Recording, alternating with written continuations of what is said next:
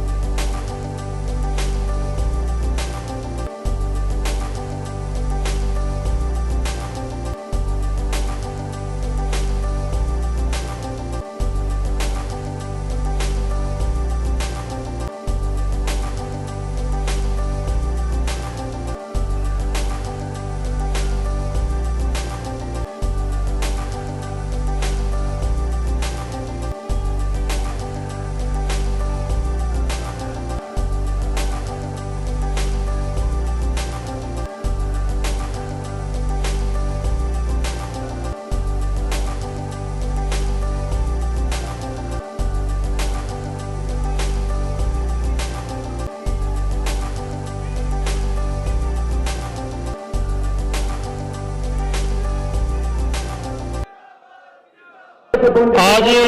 किसान मजदूर महापंचायत रखी गई है सिरसा के शहीद आजम सरदार भगत सिंह स्टेडियम में। इसका जो मुख्य उद्देश्य है, जो अब चलते समय में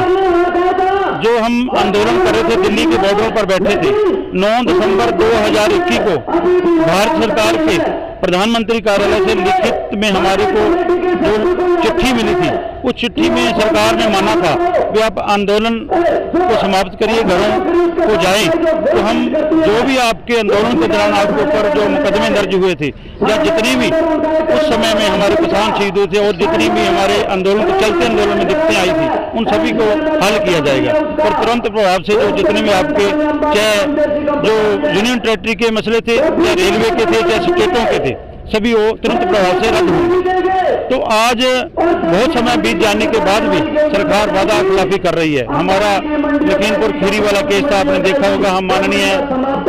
सुप्रीम कोर्ट ने उसको दोबारा उसकी जमानत रद्द करके जो मुख्य दोषी था अजय मिश्रा टैनी का बेटा, उसको सलाखों के पीछे फिर दोबारा धकेला है। तो हमारे जो वहाँ साथी हैं वो अभी भी अंदर हैं, हमारे जो मुख्य गवाह हैं उनको डराया धमकाया जा रहा है। तो उसी के चलते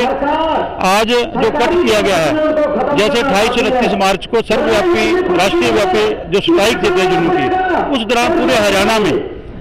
मुकदमे दर्ज हुए हैं किसानों और कर्मचारियों के ऊपर। जैसे पलवल में 3 से 7 जैसा मुकदमा हुआ है, डबवाली में, सिरसा में, कैथल में जो डकैती के दूसरे तीसरे मुकदमे, बहुत सारी धाराएं लगाकर मुकदमे दर्ज किए हैं। जो मार्च के महीने में गर्मी के कारण हमारी गेहूं की उपज कम हुई है, उसके मुआवजे के लिए, उसकी जो बोनस की मांग के लिए, और जो हमारे जितने भी मसले थे, जो केस के मसले हो गए,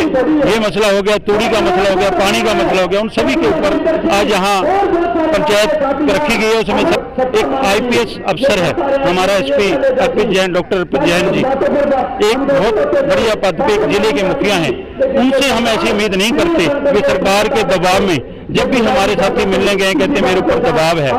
दबाव में झूठे मुकदमे दर्ज करना बहुत गलत बात है। एक हमारे जैसे लोगों पर, जो लोगों की लड़ाई लड़ रहे हैं, अगर झूठे मुकदमे दर्ज किए जा रहे हैं तो आम लोगों का क्या बनेगा। इसलिए तुरंत प्रभाव से SP मुकदमों को रद्द करें और हमारी मांगों को, जो जितने हमारे पेंडिंग मुद्दे हैं, उनको पूरा किया जाए, नहीं तो ये संघर्ष बहुत बड़ा रूप लेगा और पूरा जो यहाँ का किसान मजदूर सारे मिलकर इस संघर्ष को आगे बढ़ाएंगे। देखिए, आप सबको ध्यान है कि 9 दिसंबर में जब दिल्ली का आंदोलन बॉर्डरों से स्थगित हुआ, उस समय भारत सरकार के साथ और हरियाणा की सरकार के साथ जो आंदोलन के दौरान जो फर्जी मुकदमे किसानों पर दर्ज किए गए थे, अगर हम सिरसा की बात करें, यहाँ बहुत सारे मुकदमे दर्ज हुए थे। देशद्रोह का मुकदमा दर्ज हुआ था, जिसके लिए एक बड़ा आंदोलन चला और उसके बाद जब ट्रेड यूनियनों की हड़ताल थी, हमारे साथी लखविंदर ओलख पर एक मुकदमा दर्ज हुआ। आज उन मुकदमे वापसी को लेकर के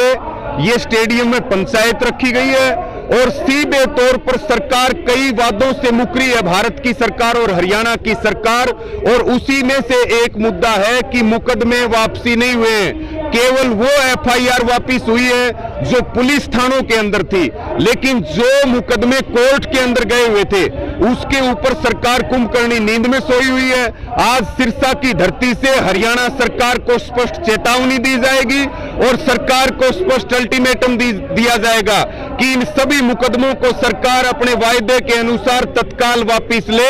अन्यथा जैसे पहले आंदोलन चला था ऐसे आंदोलन चलेगा और सिरसा का प्रशासन भी गंभीरता दिखाए, अन्यथा उनको गंभीर परिणाम भुगतने पड़ेंगे। कोई कमेटी नहीं बनी क्योंकि वो कह रहे कि 3 नाम दे दो, भारत सरकार कह रही, लेकिन संयुक्त किसान मोर्चा कह रहा कि भाई ये जो कमेटी बन रही है इसकी संरचना क्या होगी, इसका स्वरूप क्या होगा, इस बारे में भारत सरकार चुप है। और आपको ध्यान है 19 नवंबर को जब प्रधानमंत्री ने 3 कानूनों को वापस लेने की घोषणा की थी, उसी समय प्रधानमंत्री ने यह भी कहा था कि देश के अंतिम किसान को एमएसपी मिले,